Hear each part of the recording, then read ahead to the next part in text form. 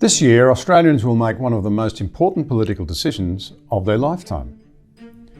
They'll be voting to either change or preserve our nation's rulebook, that is, the Constitution, by enshrining a new institution, the Voice, which would make special representations to the Parliament and to the Executive on an extraordinary range, if not all, policy matters that might come before the government.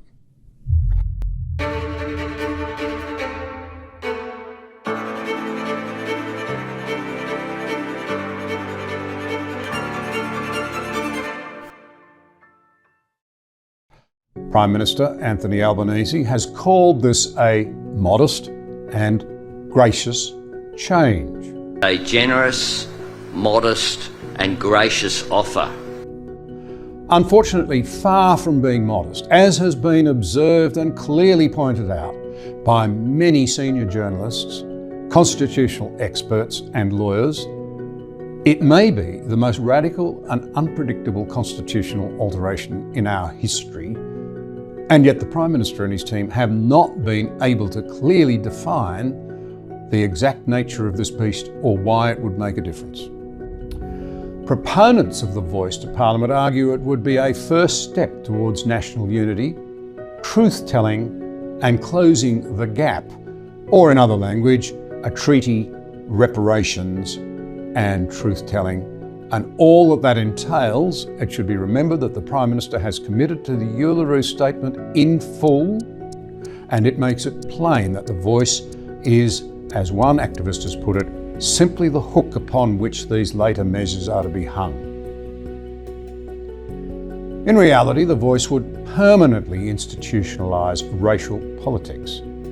It would perpetuate unjustified intergenerational guilt, and it would divide Australians according to their race. An overwhelming number of Australians, myself included, my family have been involved and intertwined with Aboriginal communities now since the 1820s. I went to school with Aboriginal people. I represented a large number of Aboriginal people. We want to see the gap of disadvantage between Indigenous and non-Indigenous Australians closed. We also want to see Aboriginal Australians recognised, most appropriately, I think, in a preamble to the Constitution. But a constitutionally enshrined voice would only exacerbate division rather than solve disadvantage. And it does strike me indeed that if the objective is to close the gap and to end disadvantage, why would you lock it into the Constitution in perpetuity? That is to imply that its work will never be finished and will always be looking for areas of disagreement. Here are 4 myths that are used to justify support for the Voice.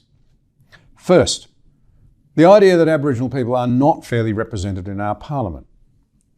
Aboriginal and Torres Strait Islander people make up 3.2% of the national population, yet they make up 4.8% of federal politicians. That means there are actually more Indigenous parliamentarians than other Australians when considered in proportion to the population on the whole.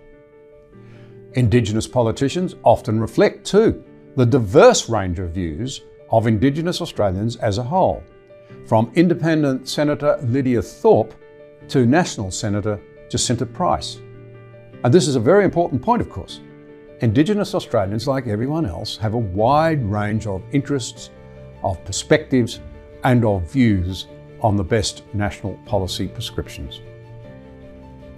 The truth is, our Parliament represents Aboriginal people surprisingly well. We should celebrate this achievement rather than seek to ignore it and brush it aside and say we need a better way of going around it. Secondly, the idea that there is not enough institutional help for Indigenous Australians is a myth that I think needs exposing. The National Indigenous Australian Association directly funds over 1,100 organisations that work to improve the lives of First Nations people. And perhaps it might be wise to have a look at why it has failed in some areas before we consider yet another body. That body is also responsible for $4 billion of annual funding that goes specifically to Aboriginal organisations. There are over 50 peak councils in Australia that represent thousands of Aboriginal bodies, and within the Commonwealth Government there is a dedicated Indigenous Affairs Minister, and there are equivalent ministers and departments in our state and territory governments. I believe there are more than enough structures assisting Indigenous Australians in need. The issue is, what are they doing with all of these resources, willingly granted, I think, by the Australian people because they do care? We want them to do better, but we don't need a new additional layer of bureaucracy locked into the Constitution in perpetuity. Third is the myth that Aboriginal people haven't benefited from participating in modern Australia. The explanatory memorandum for The Voice argues that Indigenous disadvantage is caused by the ongoing effects of European settlement. Now, it is true that Aboriginal Australians suffered serious and traumatic consequences because of settlement, but it's not the full historical picture. Australian history also shows that many Indigenous Australians have loved and benefited from the fruits of European settlement. Of course, a great many Indigenous Australians continue to do so today.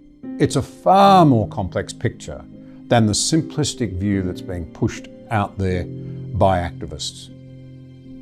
Australian anthropologist William Stanner wrote, "For every Aboriginal who had Europeans thrust upon him, at least one other had sought them out.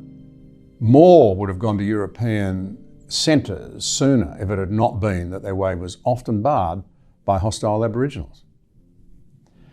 The Voice puts the blame for Aboriginal disadvantage on Australian society. This is a myth. Aboriginal disadvantages are caused by many factors, not just one.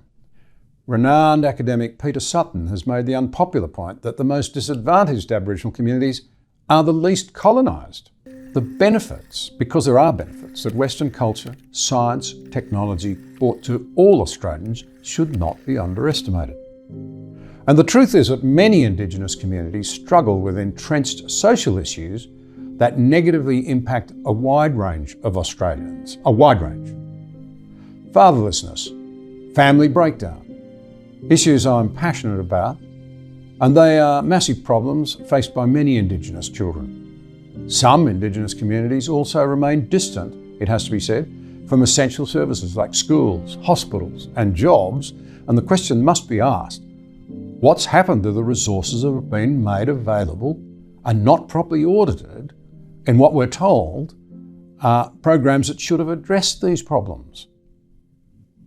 It is simplistic and misleading to attribute all disadvantage to colonisation when there are these and other deep challenges that have multiple causes and, sadly, affect a wide range of Australians.